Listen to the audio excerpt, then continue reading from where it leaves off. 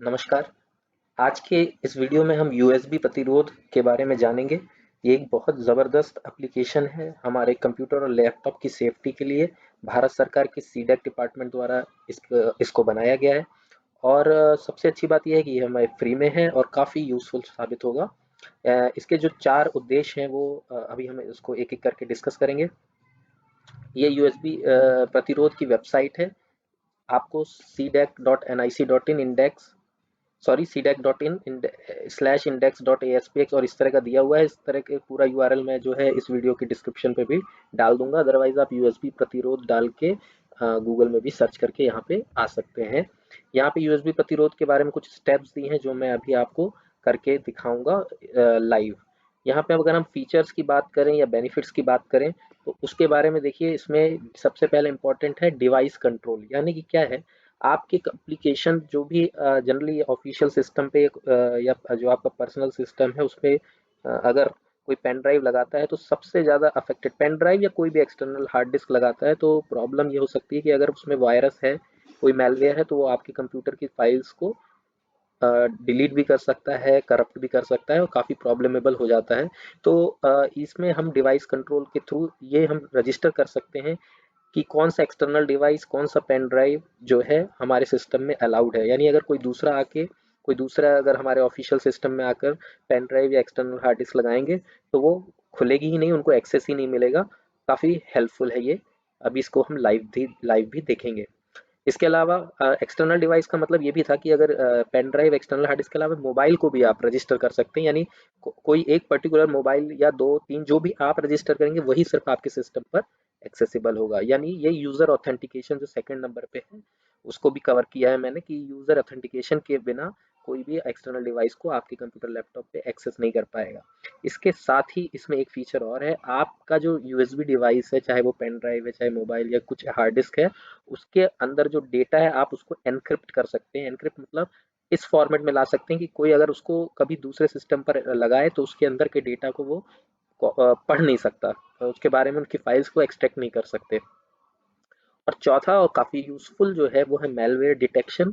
यानी आपका जो यूएसबी डिवाइस लग रहा है, ऐसा नहीं है कि वो डायरेक्टली आप उसके कॉपी डेटा को अलाउ कर देगा, वो पहले उसको मेलवेयर को वो डिटेक्ट करेगा। अगर कोई मेलवेयर है तो अलर्ट देगा, आप उस मेलवेयर को फिर वहाँ से रिमूव कर सकते हैं। तो चलिए हम इसी पेज पे देखते हैं कि कैसे हमें डाउनलोड करना है। सबसे इम्पोर्टेंट यहाँ नीचे आप देखिए, सबसे पहले आपको ये पता होना चाहिए कि आपका जो कंप्यूटर या लैपटॉप है वो 32 बिट का है या 64 बिट का विंडोज़ है।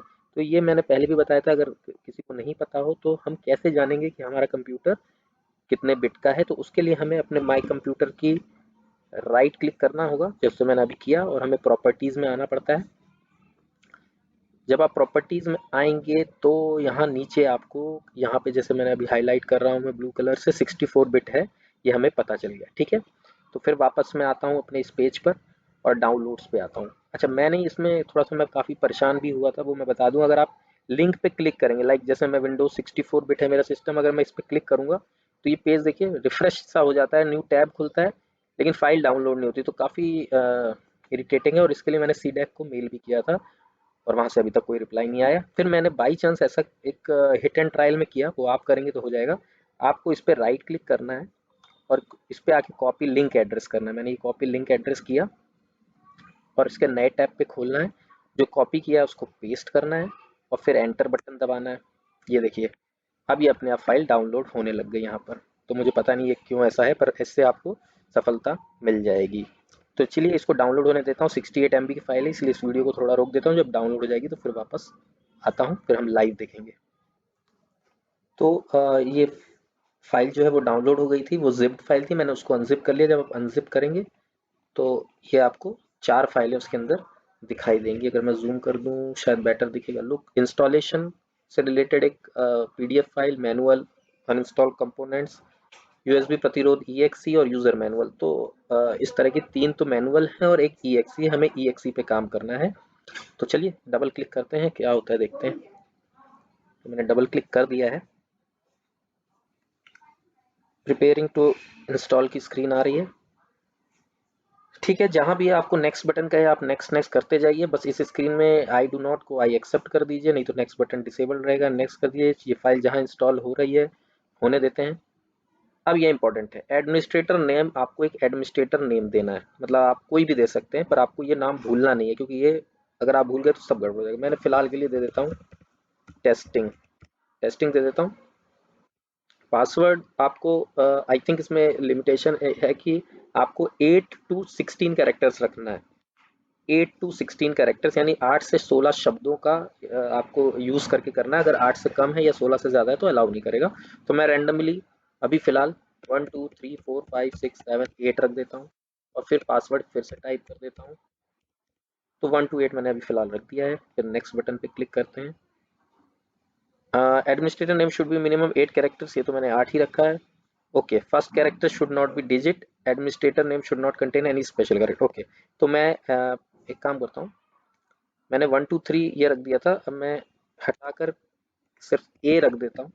A 2 3 ऐसा कर दिया मैंने, क्योंकि पहला जो लेटर है वो न्यूमेरिकल नहीं होना चाहिए। तो ए और 2 3 4 5 6 7 8 है। अब नेक्स्ट करके देखता हूँ।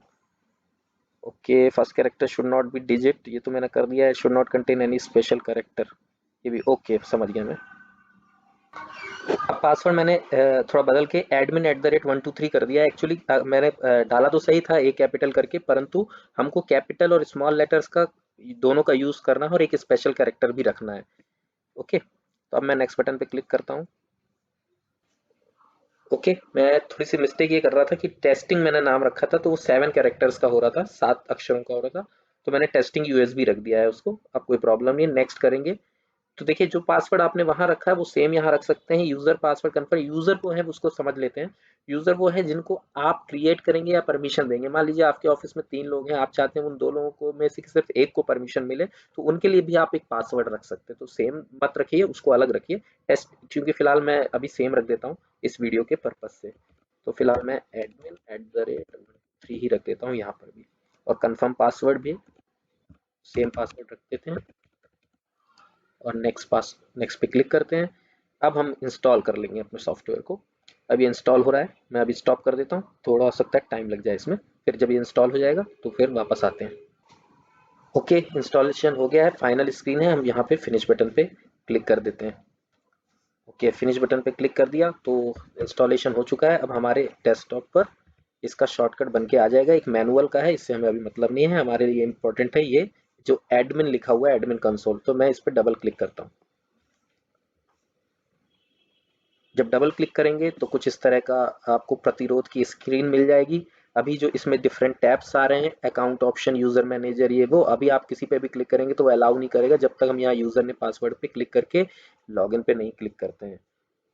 तो चलिए, मैं यूजर नेम और पासवर्ड डालता हूँ और फिर हम आगे बढ़ते हैं। अब सवाल है कि यूजर नेम में लिखेंगे क्या। तो आपको याद हो, मैंने पहले ही बताया था, हमने जो एडमिन का यूजर बनाया है ना, यानी कि मैंने जो टेस्टिंग यूएसबी रखा था उसको हमको एंटर करना है। इसलिए मैं कह रहा था वहाँ पे हमको याद रखना है। तो मैं यहाँ टेस्टिंग यूएसबी लिख देता हूँ और पासवर्ड में आ जाते हैं। और यहाँ पे पासवर्ड जो मैंने admin@123 रखा था वो डाल के लॉगिन पे क्लिक करते, देखते हैं लॉगिन होता है कि नहीं। लॉगिन लिखिए, लिख के आ गया लॉगिन सक्सेस। ओके पे क्लिक करते हैं। अब ये लॉगिन का बटन जो है वो लॉग आउट बन गया। अब जो ऊपर के ऑप्शंस थे, account options, user manager, device manager, ये अब एक्टिवेट हो गया होगा, मतलब हमारे लिए एक्सेसिबल हो गया होगा। अकाउंट ऑप्शंस में जाएंगे तो आपको 2 ऑप्शन मिलेंगे। अपना पासवर्ड आप चेंज कर सकते हैं और कॉन्फ़िगर पासवर्ड रिकवरी सेटिंग, यानी आप क्वेश्चंस वगैरह सेट कर सकते हैं अगर किसी केस में पासवर्ड भूल जाए तो आप उसको कर सकते हैं। इसमें अभी मैं टाइम वेस्ट नहीं करूंगा। यूजर मैनेजर में आ जाते हैं। ये आपका काम का है, आपको एटलीस्ट एक यूजर तो आपके सिस्टम पे बनाना पड़ेगा, या तो आप सेल्फ के लिए बना लीजिए और किसी और के लिए बना लीजिए। मान लीजिए मैंने यूजर नेम में नीचे से एक यूजर आपको बनाना है, मैंने मान लीजिए सेल्फ या पर्सनल जो आप बनाना चाहते हैं। जूम कर देता हूँ इसको तो अच्छा रहेगा। फिर सेल्फ करके यहाँ पर ऐड पे क्लिक करता हूँ। तो देखिए ये नेम जो है आपका यहाँ पे सेल्फ पे ऐड हो गया। ओके, अब और भी यूजर बनाए जा सकते हैं, जैसे मैं अभी फिलहाल बना लेता हूँ किसी कोई हमारे मान लीजिए ऑफिशियल है संदीप, संदीप नाम से बना के ऐड करता हूँ। तो यहाँ पे संदीप नाम भी ऐड हो गया है। किसी यूजर को आप अगर हटाना चाहें कभी फ्यूचर में किसी कारण से, तो यहाँ से सिलेक्ट कर लीजिए और नीचे रिमूव बटन पे क्लिक कर दीजिए, तो वो यूजर जो है रिमूव हो जाएंगे। ओके, अब आ जाते हैं नेक्स्ट स्टेप पे जो कि है डिवाइस मैनेजर। डिवाइस मैनेजर की स्क्रीन में हम देख सकते हैं कि क्या क्या मांग रहा है यहाँ पे। डिवाइस आईडी, अगर आपको अपनी डिवाइस की आईडी मालूम है तो आप डायरेक्ट डाल के यहाँ पे टाइप कर सकते हैं, उसका डिस्क्रिप्शन दे सकते हैं, नहीं भी देंगे तो चलेगा। और फिर उस डिवाइस को रजिस्टर कर सकते हैं। पर डिवाइस आईडी पता होना ही बड़ा मतलब रेयर केस होगा, इतना आसान नहीं है। तो इसके लिए कुछ नहीं करना, जिस भी डिवाइस को हम परमिशन देना चाहते हैं, जैसे मान लीजिए अभी मेरे पास मोबाइल है मेरे पास, तो मैं मोबाइल को क्या करता हूँ, अपने लैपटॉप पे कनेक्ट करता हूँ। तो देखते हैं क्या होता है। ओके, देखिए मैंने जैसे इस पे डिवाइस पे क्लिक किया, अपना कनेक्ट किया मोबाइल को, तो इसमें आया this is a new device, do you want to register with existing users, yes और नो। अगर मैं चाहता हूँ कि इसको रजिस्टर करना अपने मोबाइल को, तो इसको मैं यस कर देता हूँ। ये सेम मैसेज ही आएगा अगर आप कोई एक्सटर्नल यूएसबी या एक्सटर्नल हार्ड डिस्क लगाएंगे। तो अभी देखिए यस करता हूँ तो क्या होगा, यस करते ही साथ जो भी मेरे मोबाइल की डिवाइस आईडी है वो यहाँ पे लिख के अपने आप ऑटोमेटिकली आ गई, यानी मुझे याद रखने की जरूरत नहीं थी, उसने पिक कर लिया ऑटोमेटिकली। और जो मेरे यूजर्स थे सेल्फ और संदीप, मान लीजिए मैं चाहता हूँ मेरा मोबाइल का एक्सेस संदीप को ना हो, मुझे बस हो, तो मुझे अपने सेल्फ पे क्लिक करना होगा। ये मैंने क्लिक कर दिया। डिस्क्रिप्शन देना चाहे चाहे नहीं देना चाहे वो कर सकते हैं। रीड ओनली का मतलब है अगर मैंने किसी यूजर को, मान लीजिए संदीप को भी परमिशन दी होती और मैं चाहता कि उसको सिर्फ रीड ओनली की परमिशन हो, उसमें चेंज करने की परमिशन नहीं हो, तो रीड ओनली पे क्लिक कर सकते थे। फिलहाल मान लीजिए मेरा अपने को दे रहा हूँ तो ये हटा देता हूँ, आपके ऊपर है। और यहाँ पर रजिस्टर बटन पे मैं क्लिक कर देता हूँ। तो देखिए ये बोल रहा है नो डिस्क्रिप्शन इज एडेड, क्योंकि मैंने डिस्क्रिप्शन नहीं डाला है, मैं नहीं डालना चाहता। तो आप रजिस्टर करना इससे पहले डालना चाहते हैं ऐसा पूछ रहा है, अगर यस करूंगा तो मुझे डिस्क्रिप्शन डालने के लिए फिर से बोलेगा, लेकिन मैं नो कर देता हूँ। तो क्या आया message, registering of device is successful, device can now be used by the users who are registered here. Okay, अब इस पे मैं ओके क्लिक कर देता हूँ, यानी मेरी रजिस्ट्रेशन की जो प्रोसेस थी हो गई है। अब जब नेक्स्ट टाइम मैं इसी मशीन पर अपने मोबाइल को लगाऊंगा तो फिर वो ये नहीं बोलेगा कि नया डिवाइस मिला, वो मुझे परमिट कर देगा। अगर मैंने लॉगिन किया हुआ है एज अ एडमिन तो ही मुझे सेल्फ को परमिशन देगा। और अगर संदीप लॉगिन करते हैं, संदीप इसमें डिवाइस में डालेंगे तो उनको फिर वो एक्सेस नहीं मिल पाएगा। तो इस तरह से कितने भी यूएसबी और आप कर सकते हैं किसी भी यूजर्स को क्रिएट करके। अगर मैं अभी इसमें कोई ऐसी मशीन लगा देता, मान लीजिए कोई यूएसबी डिवाइस लगा देता, या अपने मोबाइल को ही मैं अगर कंप्यूटर पे जाके जैसे हम कॉमनली खोल के उसके ब्राउज करके उसकी फाइल्स को कॉपी पेस्ट करते रहते हैं, इमेजेस को, वीडियोस को, तो वो चीज वो मुझे परमिट नहीं करता, क्योंकि इसमें यूएसबी प्रतिरोध उसको ऐसा करने नहीं देता। इसके साथ ही इसका लास्ट स्टेप लॉग्स भी काम का है। अगर आप अपने कंप्यूटर कभी बाद में आते हैं तो आप देख सकते हैं कि किस यूजर ने क्या क्या काम आपके कंप्यूटर पे यूएसबी के पोर्ट्स का यूज करके किया है, या लॉगिन किया है, लॉगिन का प्रयास किया है, उसकी जानकारी आपको ये लॉग्स फाइल से मिल जाती है। इसके अलावा डिवाइस मैनेजर में सॉरी यूजर मैनेजर में हम जाएंगे। यूजर मैनेजर टैब में मैं थोड़ा सा जूम कर देता हूँ।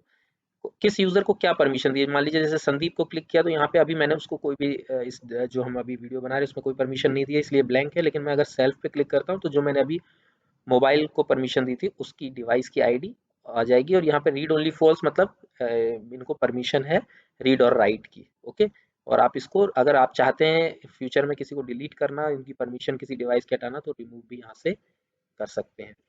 तो ये यूएसबी प्रतिरोध सीडेक हैदराबाद के द्वारा बनाया गया फ्री में हमारे कंप्यूटर लैपटॉप्स की सुरक्षा के लिए बहुत अच्छा एप्लीकेशन है। मेरे सजेशन होगा इसको आप आवश्यक रूप से यूज़ करें, क्योंकि ज़्यादातर जो हमारे में मेलवेयर वायरस आते हैं वो उसका सबसे बड़ा सोर्स हमारी ये यूएसबी डिवाइसेस ही हैं।